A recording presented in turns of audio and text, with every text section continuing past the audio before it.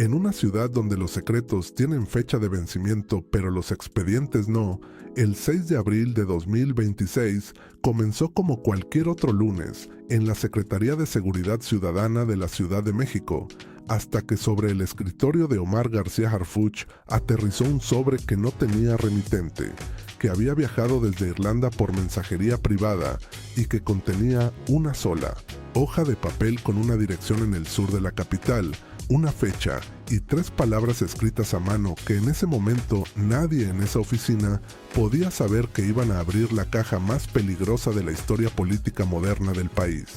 3 palabras, una dirección y 30 años de silencio a punto de romperse de golpe.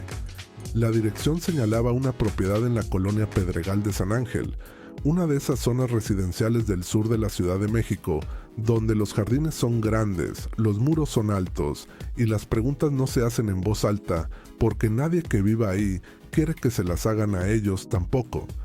El inmueble llevaba más de 2 décadas registrado a nombre de una empresa fantasma con domicilio fiscal en las Islas Caimán, pagando sus impuestos locales con una puntualidad casi cómica, conectada al suministro de agua y electricidad como cualquier casa habitada, pero sin que ninguno de los vecinos del área pudiera recordar haber visto a nadie entrar o salir con regularidad, sin que hubiera señales de vida cotidiana, sin que hubiera nada que la distinguiera de cualquier otra propiedad de la colonia, excepto por esa invisibilidad perfecta, esa forma de existir en todos los registros oficiales sin existir realmente para nadie,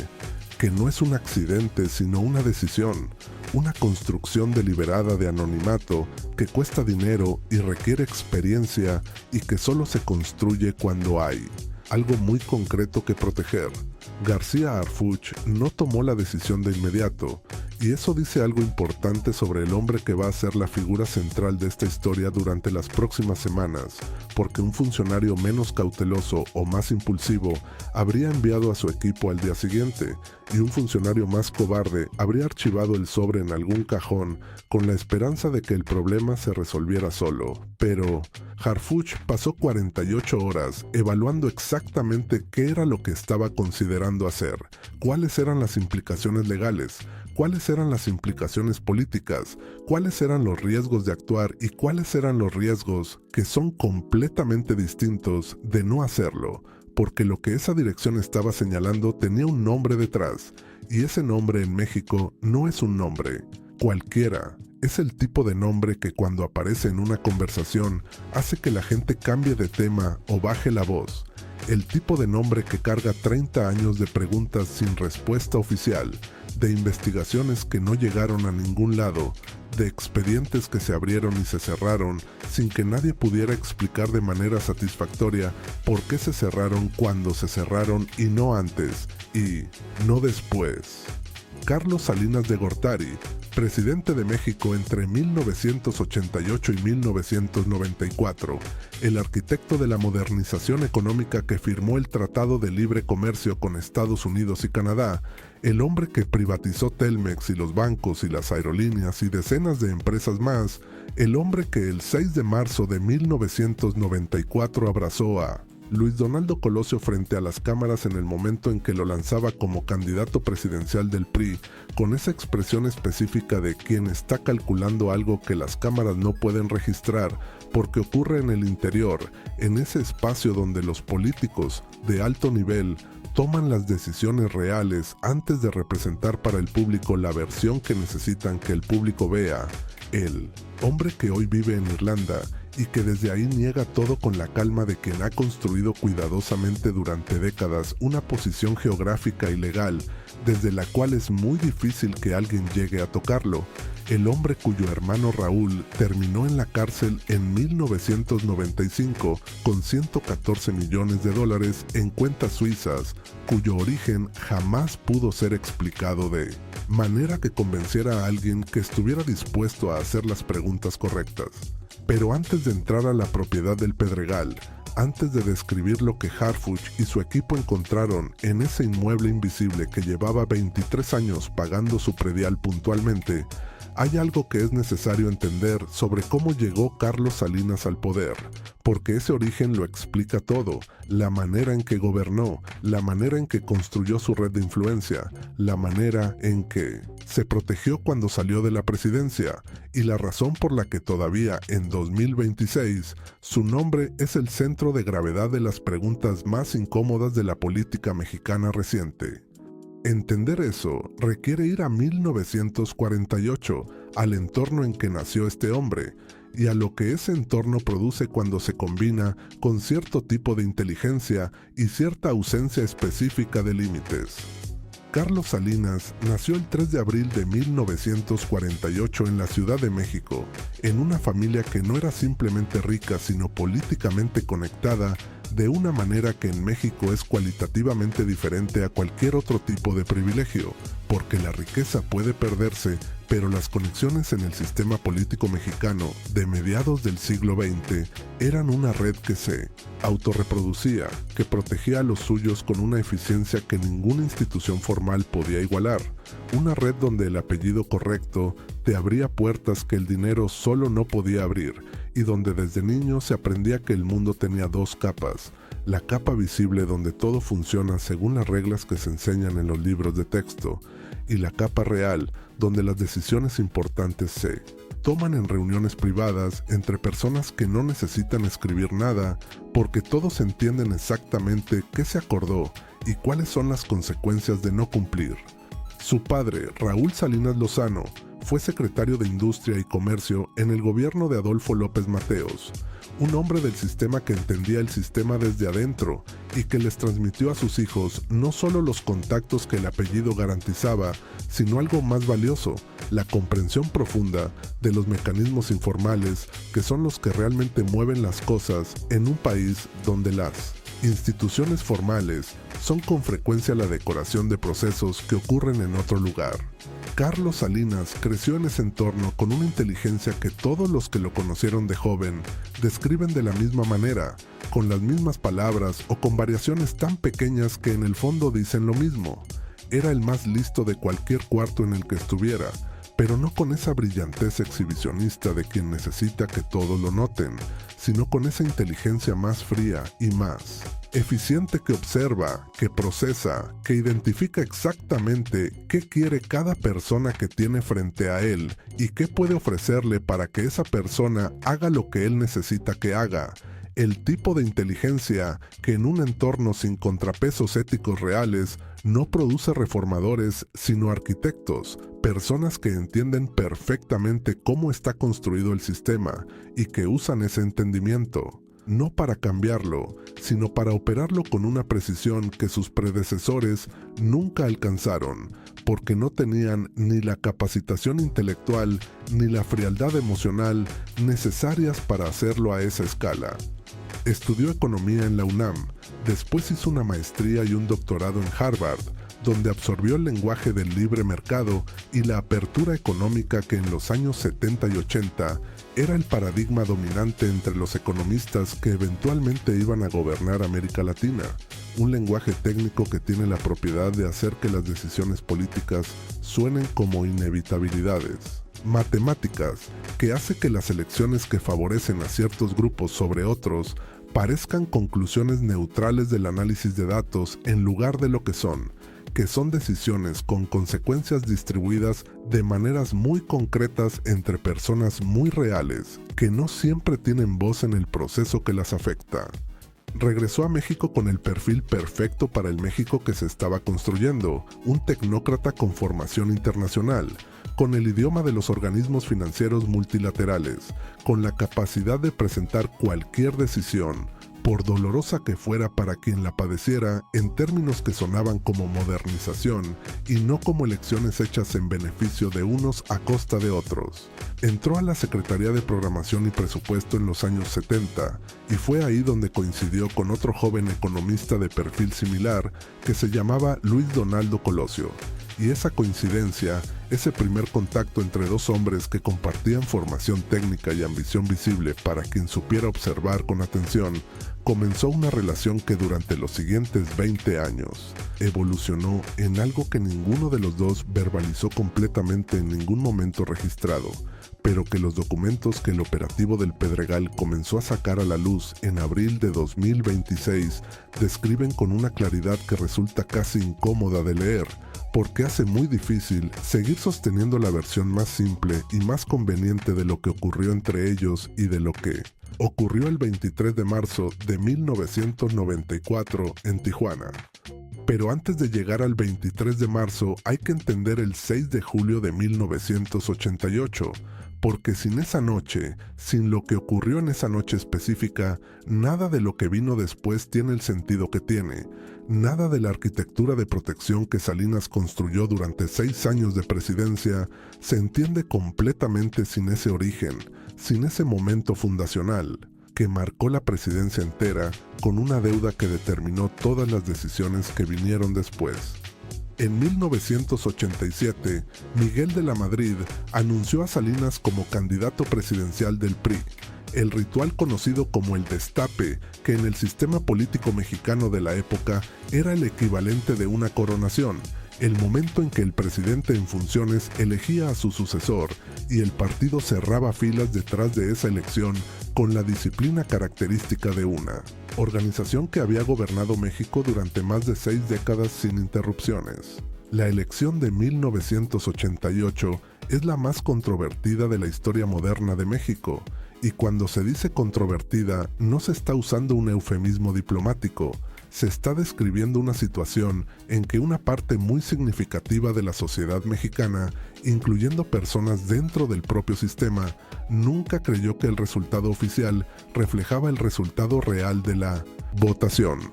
Cuauhtémoc Cárdenas, candidato de la oposición de centroizquierda e hijo del presidente más popular del siglo XX mexicano, iba ganando el conteo esa noche, cuando ocurrió lo que la historia política del país registra con 3 palabras que contienen todo lo que hace falta saber sobre cómo funcionaba el sistema en ese momento: la caída del sistema. Los sistemas de cómputo del Registro Nacional de Electores dejaron de funcionar en el momento en que los números empezaban a mostrar un resultado que el PRI no podía aceptar, y cuando los resultados volvieron a aparecer, Salinas era el presidente electo con márgenes que muy poca gente en México creyó que eran el producto de una elección limpia. Con esa legitimidad cuestionada desde el primer día, comenzó la presidencia que más profundamente transformó México en el siglo XX, y la pregunta que ese origen plantea, la pregunta que nadie ha respondido con la honestidad que merece en ningún foro oficial, es si un presidente que llegó al cargo de esa manera puede gobernar sin estar permanentemente en deuda con los mecanismos y las personas que lo pusieron ahí, si puede contradecir los intereses de quienes hicieron posible esa victoria, si puede ser su propio hombre, o si el costo de llegar así es que nunca terminas de pagar ese costo, porque quien lo cobró siempre puede recordarte que te lo debe. La propiedad del Pedregal de San Ángel que el sobreanónimo señalaba contiene parte de la respuesta a esas preguntas. No toda, porque nunca hay respuesta completa a nada en la política mexicana, pero sí una parte sustancial, la parte que durante 30 años estuvo guardada en una oficina detrás de una biblioteca, detrás de una puerta que parecía ser parte del muro hasta que uno la buscaba con intención, en un inmueble registrado a nombre de una empresa en las Islas Caimán, en una colonia donde los vecinos aprendieron hace mucho tiempo que hay ciertas preguntas que es mejor no hacer. La presidencia de Salinas de 1988 a 1994 tiene 2 historias que corrieron en paralelo durante 6 años, sin que la mayoría de los mexicanos pudiera ver claramente las 2 al mismo tiempo. Y la distancia entre esas 2 historias es exactamente la medida de lo que ocurrió en esa propiedad del Pedregal durante décadas de silencio acumulado. La historia oficial es la que aparece en los libros de texto y en las retrospectivas que recuerdan el sexenio con la distancia que dan las décadas.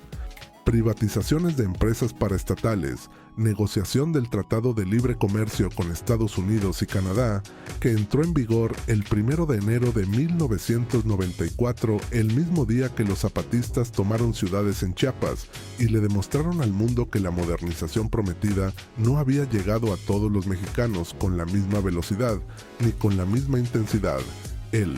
Programa Nacional de Solidaridad, que llevó obras y servicios a comunidades que nunca los habían tenido y que en los análisis posteriores resultó ser tan eficiente como mecanismo de distribución de recursos, como lo era como instrumento de control político, llegando donde el partido necesitaba que llegara según la lealtad electoral de cada comunidad.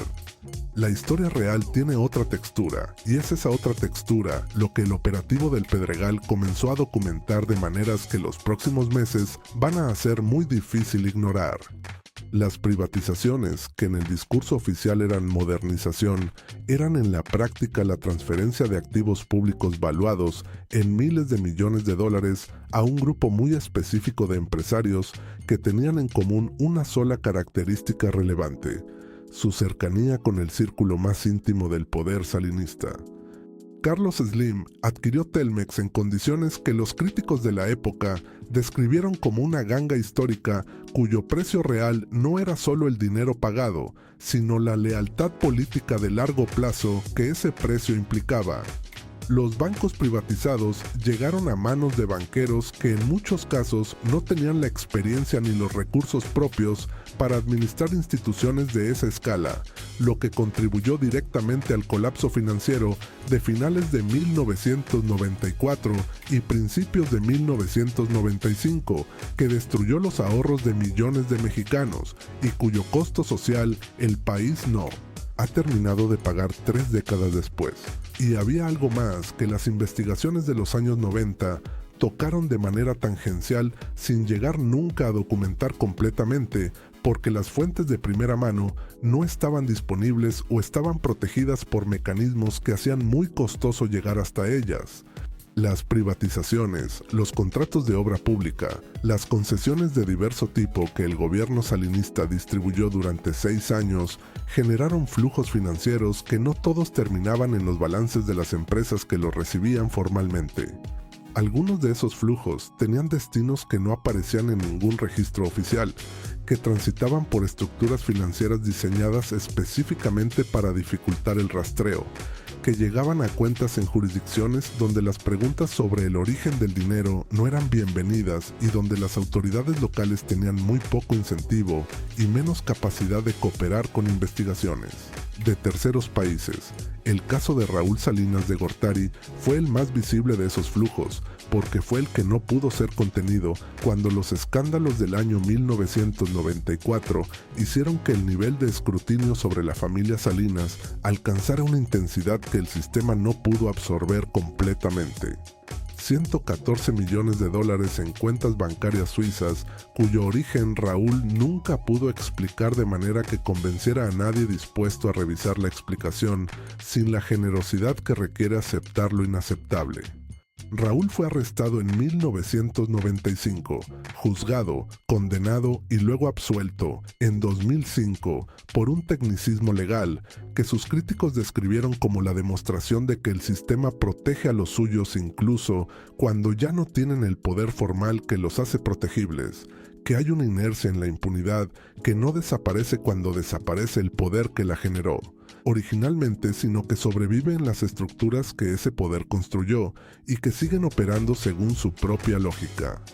Pero Raúl era visible. Raúl era el error que se cometió cuando el escándalo ya era demasiado grande para contenerlo, y lo que nunca se investigó con la misma intensidad, lo que permaneció durante 3 décadas en el territorio de las preguntas sin respuesta oficial, era la estructura más profunda, los mecanismos que Carlos Salinas construyó durante 6 años de presidencia para asegurarse de que el poder que ejerció formalmente durante su mandato continuara siendo operativo de alguna manera después de que ese mandato terminara. Hay algo que es importante entender sobre cómo funciona el poder en el sistema político mexicano que el PRI construyó durante el siglo XX, porque sin esa comprensión, lo que ocurrió después de 1994 no tiene sentido completo. En ese sistema, el presidente saliente no desaparecía del mapa cuando entregaba el poder. Sus nombramientos permanecían en las estructuras del Estado. Sus aliados seguían controlando posiciones clave en el aparato burocrático y en el sistema judicial. Sus negocios y los de las personas cercanas a él continuaban siendo protegidos por la inercia institucional que ningún presidente entrante quería ni podía desmantelar de golpe sin pagar un costo político enorme. Y el presidente entrante, que le debía la candidatura y por tanto la presidencia al saliente, mantenía ese arreglo implícito como parte del precio de haber llegado donde llegó, como reconocimiento de que el camino hasta la silla presidencial había requerido la cooperación de alguien que ahora esperaba que esa cooperación fuera recíproca, de maneras que no estaban escritas en ningún documento, pero que eran perfectamente entendidas por todas las partes involucradas. Salinas había construido su arquitectura de influencia futura sobre la base de tener un sucesor que le debiera todo, que lo protegiera, que no permitiera que las investigaciones llegaran a ciertos lugares, que mantuviera el equilibrio que hacía posible que todo siguiera funcionando de la misma manera que había funcionado durante 6 años de administración salinista. Y ese sucesor iba a ser Luis Donaldo Colosio, el hombre que había conocido en la Secretaría de Programación y Presupuesto a principios de los 70, el hombre al que había construido como figura política durante años, el hombre al que consideraba su proyecto más cuidadoso, su inversión más calculada en continuidad. Hasta que el 6 de marzo de 1994, en un acto de campaña en el Monumento a la Revolución en la Ciudad de México, Colosio dio un discurso que cambió todo lo que Salinas creía haber construido, y lo cambió con la precisión de quien sabe exactamente lo que está haciendo y asume completamente las consecuencias de hacerlo. Ese discurso del 6 de marzo es uno de los documentos más importantes de la historia política reciente de México, no por su retórica, que era considerable, sino por lo que representaba en términos de la relación entre Colosio y el sistema que lo había producido. Colosio habló de democratización real, de separación del partido y el gobierno, de redistribución genuina, de reformas que afectarían directamente los intereses de las personas y las estructuras que habían hecho posible su ascenso político. Habló con la especificidad de quien no está lanzando globos de ensayo, sino comunicando decisiones ya tomadas, y las personas en la primera fila que lo escucharon con esa atención específica de quienes están calculando implicaciones mientras escuchan, supieron exactamente lo que estaban escuchando. El instrumento elegido estaba cambiando las reglas del juego en el momento en que el juego ya había comenzado y ya no podía detenerse sin que hubiera un costo enorme para alguien. Lo que nadie había podido documentar completamente hasta el operativo del Pedregal de San Ángel era exactamente qué había pasado en las semanas entre ese discurso del 6 de marzo y el 23 de marzo de 1994 en Lomas Taurinas, Tijuana. ¿Qué conversaciones habían ocurrido? ¿Qué evaluaciones se habían hecho? ¿Qué decisiones se habían tomado? ¿Y quiénes específicamente? Habían sido los que las ejecutaron, porque el expediente oficial del asesinato de Colosio, que señaló como responsable único a Mario Aburto Martínez en una versión del crimen que nunca convenció completamente a los investigadores independientes ni a una parte sustancial de la opinión pública mexicana, dejaba sin responder preguntas que el paso del tiempo no hacía más pequeñas sino más grandes, más urgentes, más imposibles de ignorar para cualquiera que las leyera con atención. El equipo que García Harfuch llevó a la propiedad del Pedregal el 6 de abril de 2026 era pequeño y altamente especializado. 10 agentes, 2 peritos documentales, un especialista en sistemas de almacenamiento de datos de los años 90 y el propio Harfuch. La orden judicial cubría la revisión completa del inmueble con autorización para retirar cualquier material que los peritos clasificaran como potencialmente relevante para investigaciones en curso. Una redacción deliberadamente amplia que daba al equipo el margen legal que necesitaba, sin anunciar públicamente lo que específicamente estaba buscando, porque parte de la eficacia de este tipo de operativos depende de que el objetivo no sepa que está siendo alcanzado hasta que ya no puede hacer nada al respecto. La casa era una construcción amplia de 3 niveles de arquitectura de los años 80 que había envejecido con la dignidad discreta de las construcciones de calidad que no necesitan llamar la atención porque no están diseñadas para el público sino para su propietario, con jardines que alguien había seguido manteniendo con regularidad, lo que significaba que hay acceso periódico a la propiedad, que no estaba documentado en ningún registro oficial de entradas y salidas, con una alberca cubierta por una lona que el tiempo había desteñido hasta un gris indefinido, con esa atmósfera específica de los espacios que han sido cuidados sin ser habitados, preservados sin ser vividos, mantenidos en un estado de suspensión deliberada entre el pasado y el presente. Lo primero que notaron los agentes cuando entraron no fue el orden ni el polvo ni la calidad del mobiliario, sino algo más difícil de describir con precisión: la sensación de que alguien había tomado una decisión consciente de que nada debía cambiar,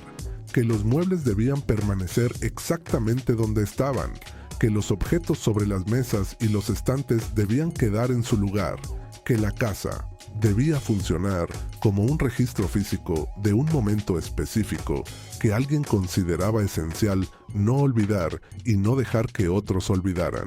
La biblioteca del nivel superior era la habitación más densa de la propiedad. 4 paredes cubiertas de piso a techo, con libros organizados con una meticulosidad que comunicaba que quien los había ordenado los había leído todos y recordaba exactamente dónde estaba cada uno. Economía política e historia de México, y relaciones internacionales, y filosofía del poder y biografías de figuras. Políticas de todo el mundo, la biblioteca de alguien que había construido su identidad intelectual sobre la lectura y que usaba esa biblioteca como espejo de la imagen que quería proyectar de sí mismo. La biblioteca que diría a cualquier visitante que el dueño de esta casa era un hombre de ideas antes que un hombre de acción. Una afirmación que los materiales encontrados detrás de esa biblioteca iban a hacer considerablemente más complicada de sostener. Detrás de los estantes, accesible a través de una puerta que parecía parte de la estantería hasta que uno la buscaba con intención, había una oficina que, a diferencia del resto de la casa, no había sido preservada en el estado de un momento específico del pasado, sino que evidenciaba uso relativamente reciente, uso real, la silla detrás del escritorio con el desgaste que solo deja algo que se ha usado con frecuencia. El escritorio con las marcas que solo acumula una superficie donde alguien ha pasado horas trabajando de verdad, y en el cajón central del escritorio, cerrado con una llave que uno de los peritos encontró en un compartimiento oculto debajo del mismo mueble, algo que ninguno de los agentes esperaba encontrar en la oficina de un expresidente que supuestamente llevaba décadas fuera de México. Un calendario de escritorio, de los de páginas separables para cada día, del tipo que era estándar en las oficinas ejecutivas de los años 90 y que en 2026 casi nadie usa porque los teléfonos y las computadoras han hecho obsoleto el papel para ese propósito. Pero este calendario no era un objeto olvidado de otra época. Este calendario estaba en uso activo. Las páginas de los meses más recientes tenían anotaciones en una letra pequeña y densa que los peritos documentales del equipo identificarían posteriormente como la de Carlos Salinas de Gortari, anotaciones de reuniones y nombres en clave que los analistas tardarían días en descifrar, y referencias a llamadas telefónicas y números de folio que correspondían a expedientes que formalmente no existían en ningún archivo oficial de ninguna dependencia del Estado mexicano.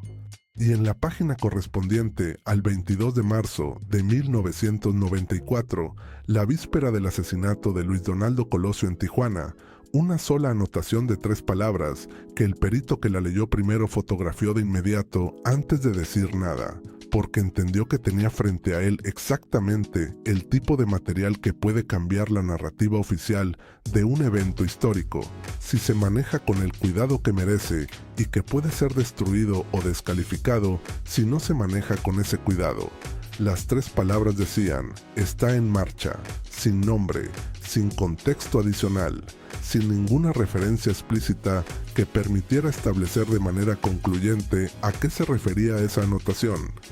Pero en la página de ese día específico, el 22 de marzo de 1994, en el calendario personal de uso activo de Carlos Salinas de Gortari, esas 3 palabras tenían un peso que no dependía de su contexto inmediato, sino del contexto enorme que la rodeaba, el contexto de todo lo que ocurrió al día siguiente en Lomas Taurinas, el contexto de los documentos que estaban en ese mismo escritorio, el contexto de 3 décadas de preguntas que nadie con autoridad real había intentado responder con la seriedad que merecían hasta ese martes en que Harfuch y su equipo cruzaron el umbral de esa puerta invisible detrás de la biblioteca. García Harfuch leyó la fotografía que le enviaron al celular mientras estaba en el piso inferior revisando otra sección de la propiedad.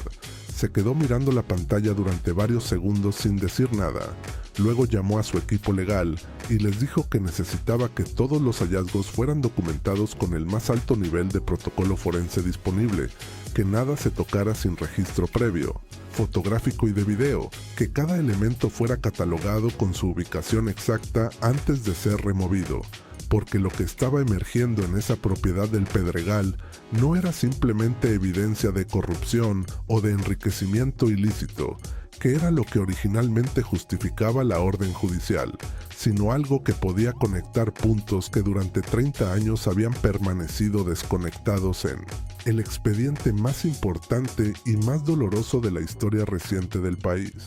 Las 16 horas que el equipo de Harfuch pasó en esa propiedad produjeron un inventario de materiales que los especialistas que lo revisaron en las semanas posteriores describieron con una palabra que en el contexto técnico tiene un significado muy preciso: extraordinario, no en el sentido coloquial de algo simplemente sorprendente, sino en el sentido de algo que está fuera de lo ordinario, de una manera que requiere explicación, algo cuya existencia misma es una anomalía. Y lo que hacía extraordinario al contenido de esa oficina no era ningún elemento aislado, sino la combinación, el hecho de que alguien había construido en esa habitación algo que solo tiene un nombre cuando se lo describe con precisión: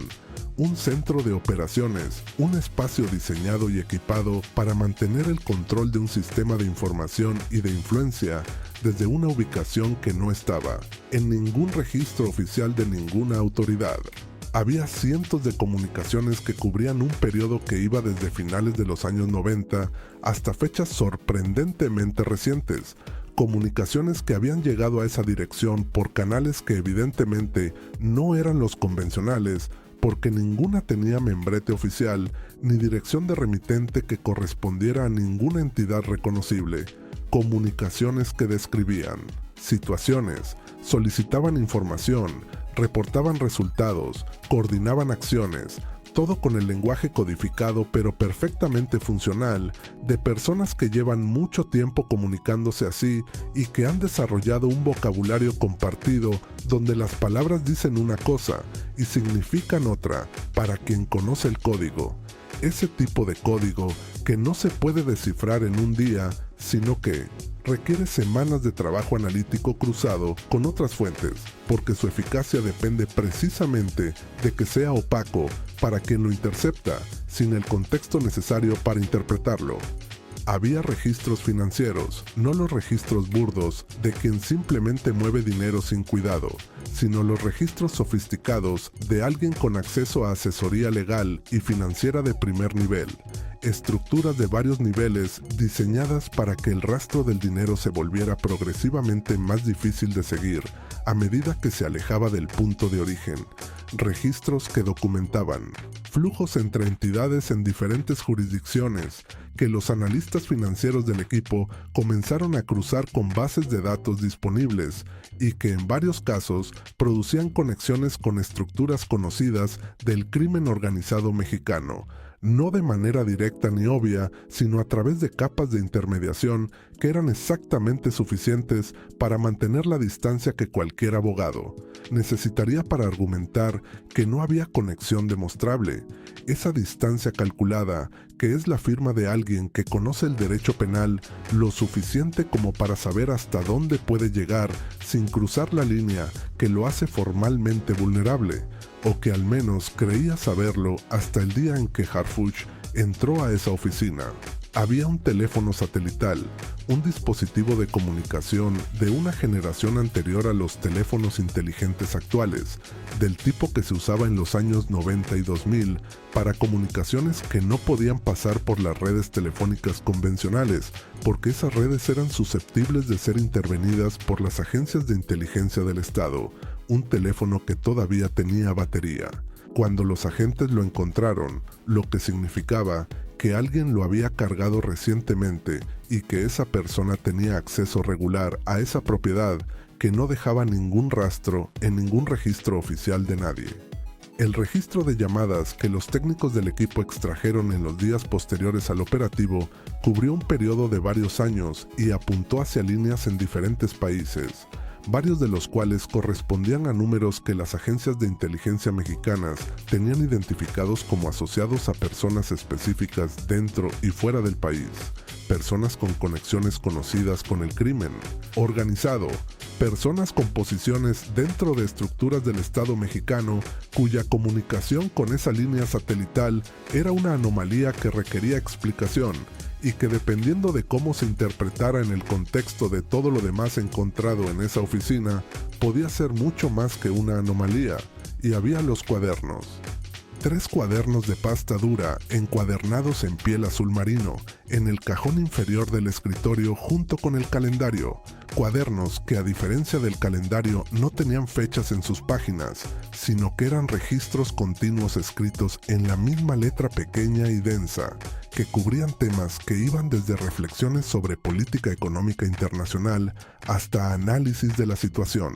política mexicana en diferentes momentos, hasta en las secciones más densas y más difíciles de leer, sin detenerse a procesar lo que se está leyendo, registros de conversaciones y acuerdos que no tenían ningún soporte oficial, porque estaban en el territorio de los arreglos implícitos, que son el verdadero mecanismo de operación del poder en el sistema político mexicano, el territorio donde las decisiones reales se toman y donde nadie escribe nada, porque escribir sería crear una vulnerabilidad que ningún operador político de alto nivel, con instinto de supervivencia adecuado, cometería,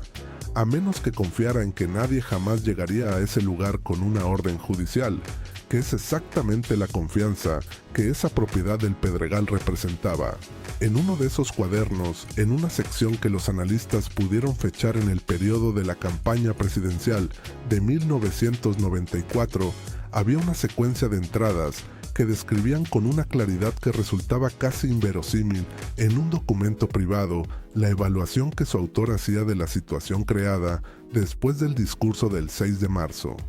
Una evaluación que no usaba el lenguaje del luto ni de la traición personal, sino el lenguaje frío del análisis político de alguien que está calculando opciones y consecuencias con la misma distancia emocional con que un ingeniero calcula la resistencia de los materiales, sin calor, sin afecto, sin ninguna señal de que el sujeto del análisis hubiera sido alguna vez una persona real con quien se había compartido algo más que interés político calculado.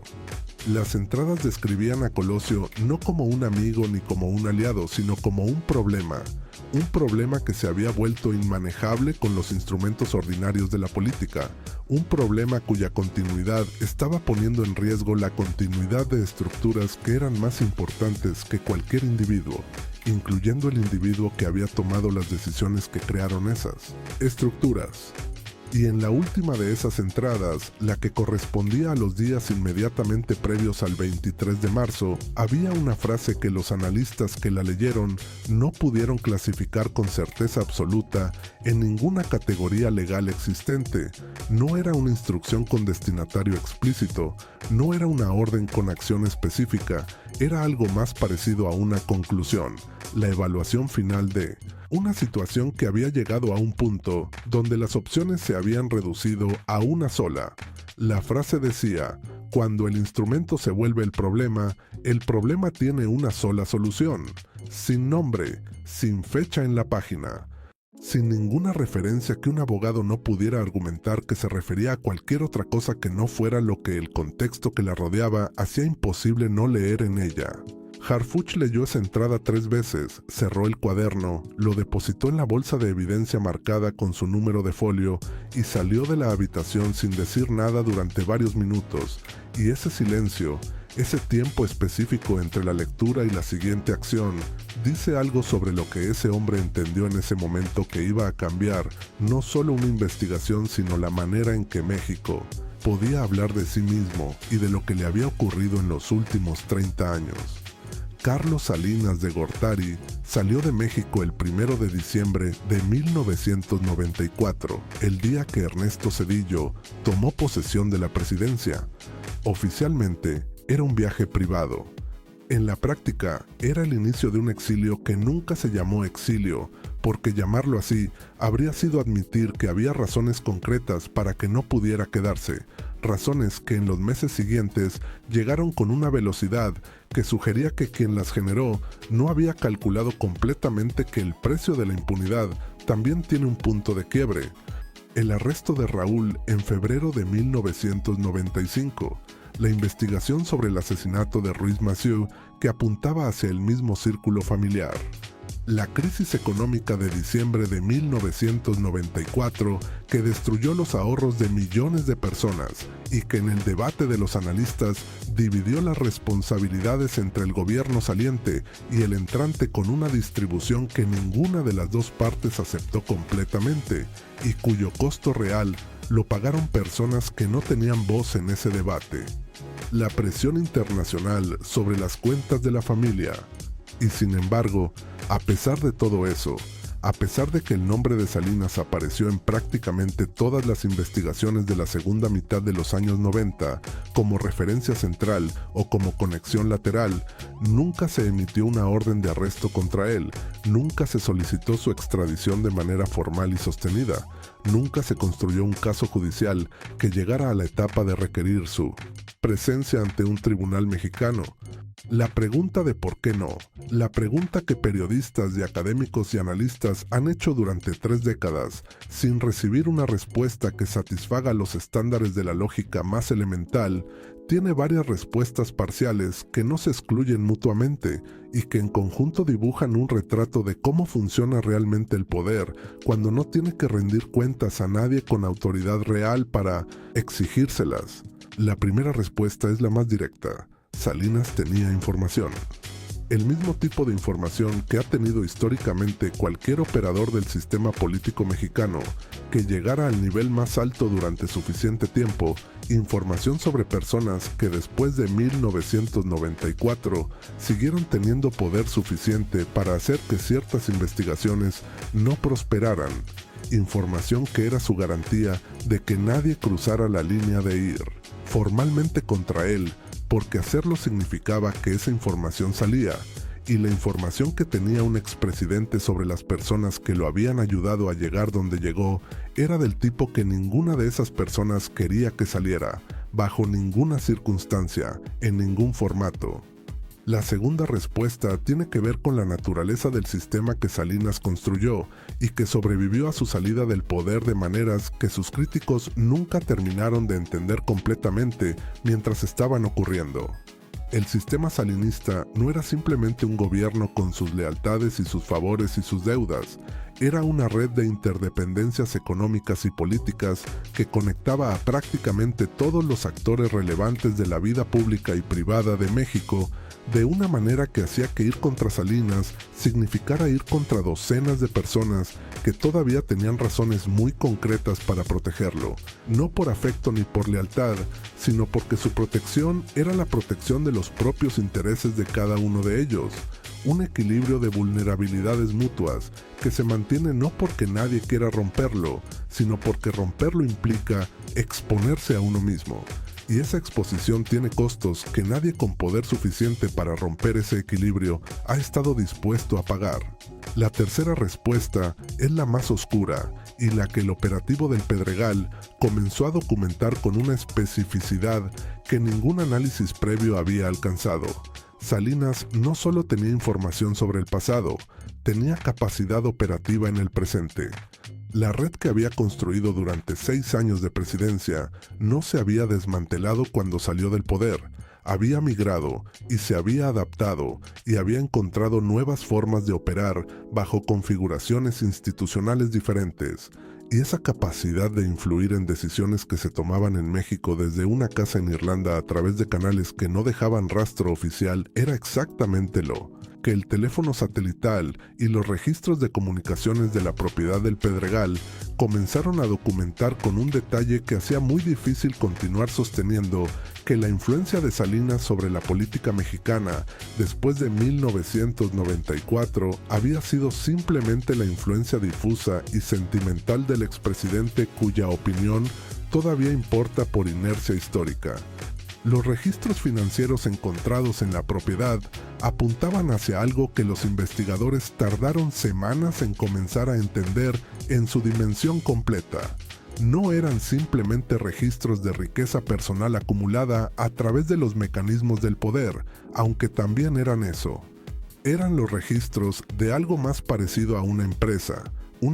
sin nombre y sin registro formal, cuyo producto era la influencia política y cuyo mercado era la toma de decisiones en México y en otros países de la región. Una empresa que tenía clientes, personas y organizaciones que pagaban por acceso a información privilegiada, por capacidad de influir en decisiones gubernamentales, por la posibilidad de que ciertos procesos se resolvieran de cierta manera en lugar de otra, por la garantía de que ciertas investigaciones no llegarían a ciertos lugares, por la continuidad de ciertos arreglos que solo podían mantenerse si alguien en algún lugar de la cadena tenía el poder suficiente para mantenerlos.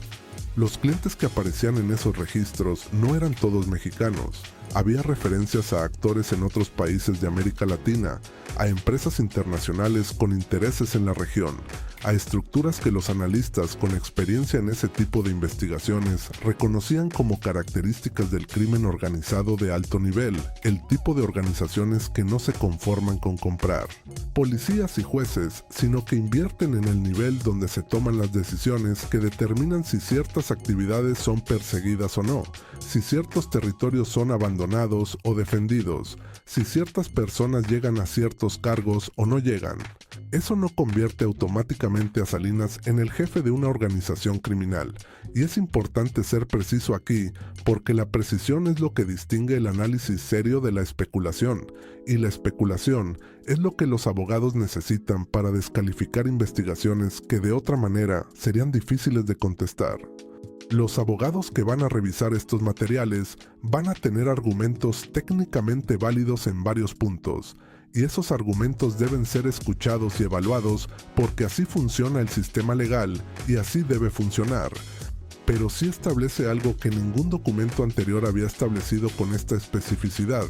que la influencia de Salinas sobre la política mexicana no fue pasiva ni involuntaria, ni simplemente el resultado de que todos los exmandatarios de cualquier país tienen peso político residual, sino que fue una influencia activa, estructurada, financiada y operada desde una propiedad en el Pedregal de San Ángel, que ninguna autoridad había revisado formalmente durante más de 2 décadas, porque nadie con autoridad real había tenido la voluntad o el margen político de hacerlo, o ambas cosas, hasta el 6 de abril de 2026.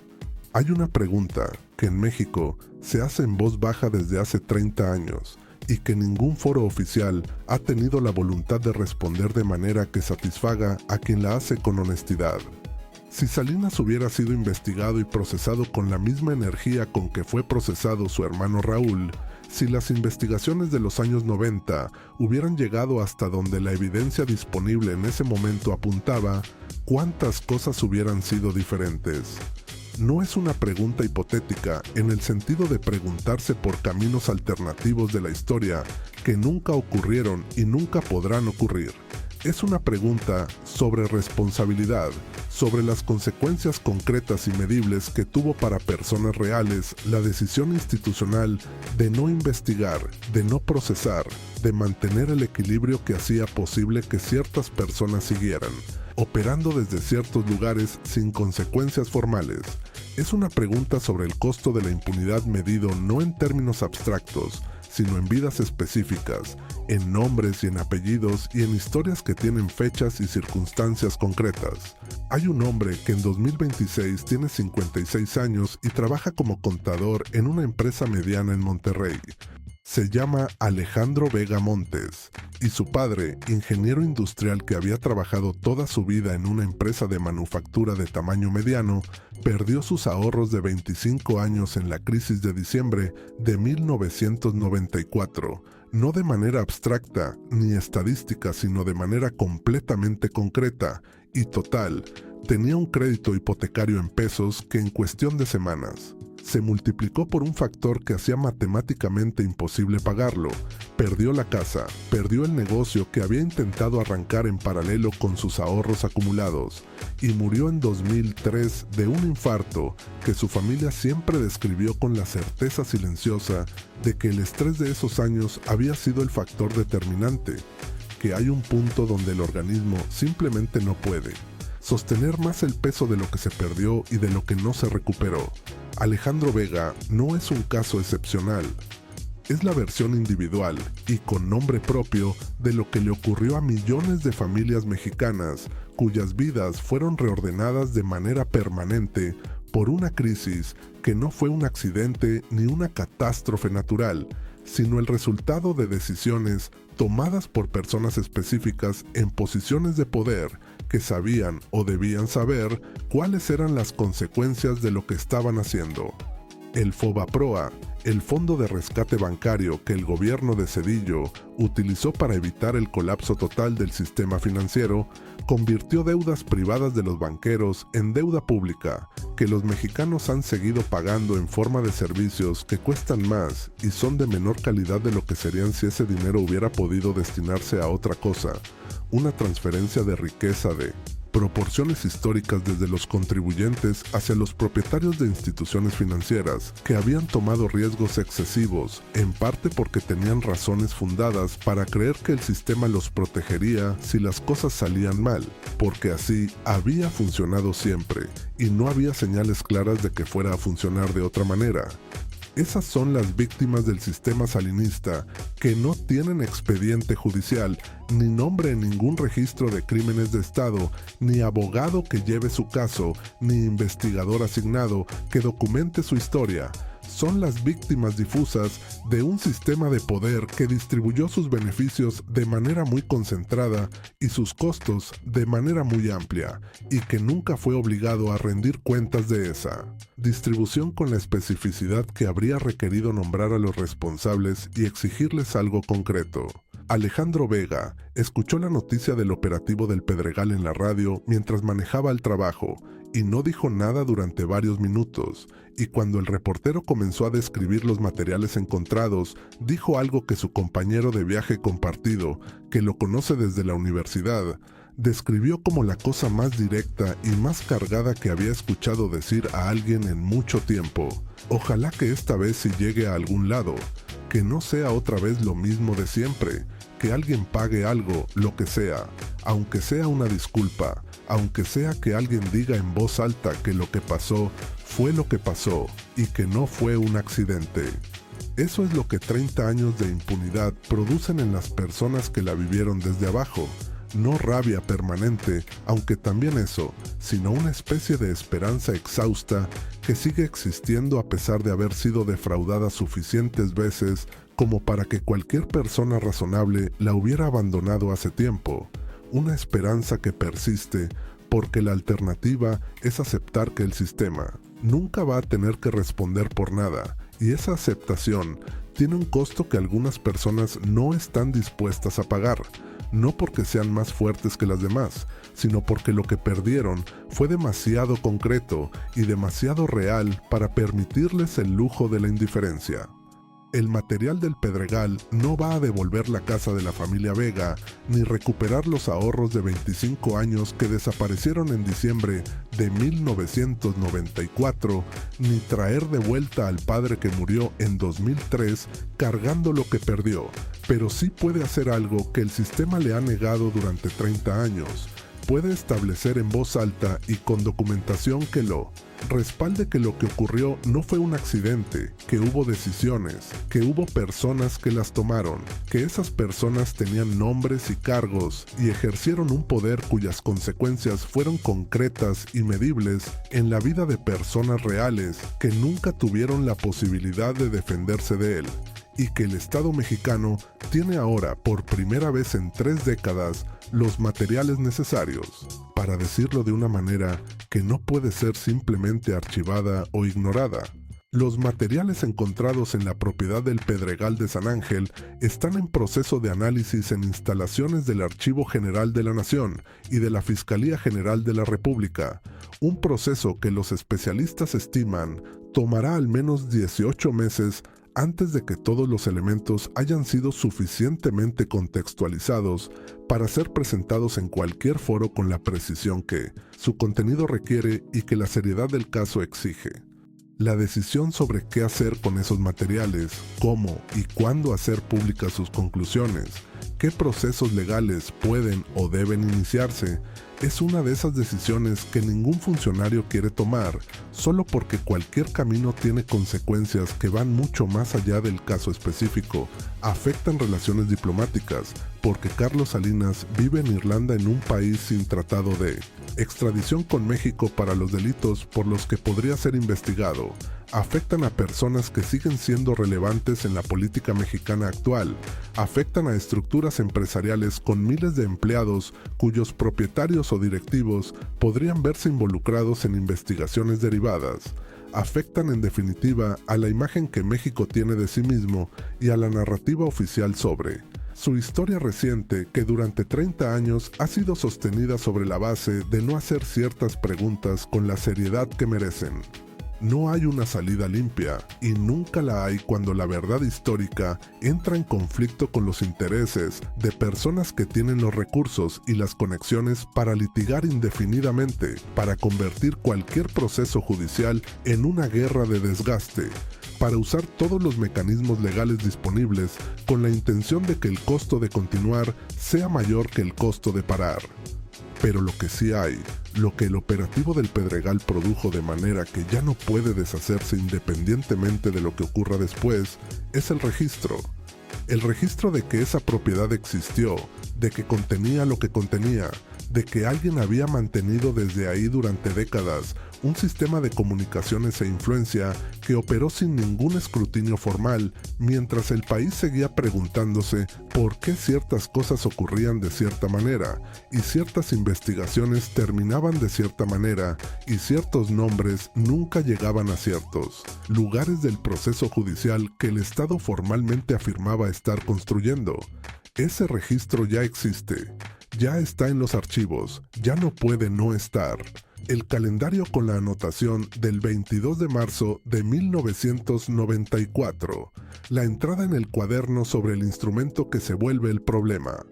Son materiales que por sí solos no resuelven el caso Colosio con la especificidad que una condena judicial requiere, y es importante ser honesto sobre eso porque la honestidad es lo que distingue la búsqueda real de justicia del linchamiento mediático, que también tiene sus propias formas de impunidad. Los abogados van a encontrar argumentos, y algunos de esos argumentos van a ser técnicamente válidos, y deben serlo porque el derecho a la defensa es el fundamento sobre el que descansa cualquier sistema legal que merezca llamarse así. Pero hay una diferencia entre lo que puede probarse ante un tribunal y lo que puede entenderse con honestidad cuando se revisan todos los materiales disponibles con la atención que merecen. Y lo que puede entenderse con honestidad después del calendario del 22 de marzo, después del cuaderno con la entrada sobre el instrumento que se vuelve el problema, después de cruzar esos materiales con todo lo que el expediente oficial de Colosio ya documentaba y con todo lo que 30 años de investigación periodística independiente había acumulado, es que la narrativa del asesino solitario, la narrativa del hombre perturbado que actuó solo y sin instrucción de nadie, se vuelve cada vez más difícil de sostener con cada documento nuevo que emerge de las propiedades y los archivos que el sistema creyó que nunca iban a ser revisados. Carlos Salinas de Gortari sigue en Irlanda, en un país sin tratado de extradición con México para los delitos por los que podría ser investigado, dando entrevistas ocasionales donde niega todo con la calma de quien ha calculado con mucho cuidado que la distancia y el tiempo son sus mejores aliados, que llevan 30 años siéndolo, que el sistema tiene memoria corta y voluntad más corta todavía. Hasta ahora, eso ha sido suficiente. Pero el sobre sin remitente que llegó a la oficina de Harfuch el 6 de abril, el sobre con la dirección del Pedregal y las 3 palabras escritas a mano, no vino de ningún lugar accidental. Alguien sabía que esa propiedad existía. Alguien sabía exactamente lo que contenía. Y alguien decidió que era el momento de que eso cambiara. Que la distancia y el tiempo ya no fueran suficientes, que 30 años era demasiado tiempo para que ciertas preguntas siguieran sin respuesta y ciertas personas siguieran sin que nadie se las hiciera de frente. Quien envió ese sobre tiene información adicional. Información sobre una persona que en 1994 era el funcionario de seguridad más cercano al poder en México, que aparece en los cuadernos azules de la propiedad del Pedregal con suficiente frecuencia para que su nombre no sea una referencia casual, sino una presencia constante en la narrativa de lo que ocurrió y de cómo ocurrió y de quienes estaban al tanto de que iba a ocurrir. Una persona que hoy tiene un expediente abierto en una corte federal de los Estados Unidos y cuya colaboración con las autoridades americanas ha producido revelaciones que todavía no han sido completamente procesadas en el contexto de lo que ocurrió en México en los años 90. Ese expediente, esas revelaciones, esa persona, eso es lo que viene después. Porque hay cosas que los sistemas de poder creen haber enterrado para siempre. Y hay personas que llevan décadas esperando el momento exacto en que alguien con autoridad real esté dispuesto a desenterrarlas. La diferencia entre este momento y todos los momentos anteriores en que esa espera parecía a punto de terminar es que esta vez hay un calendario con una anotación del 22 de marzo de 1990.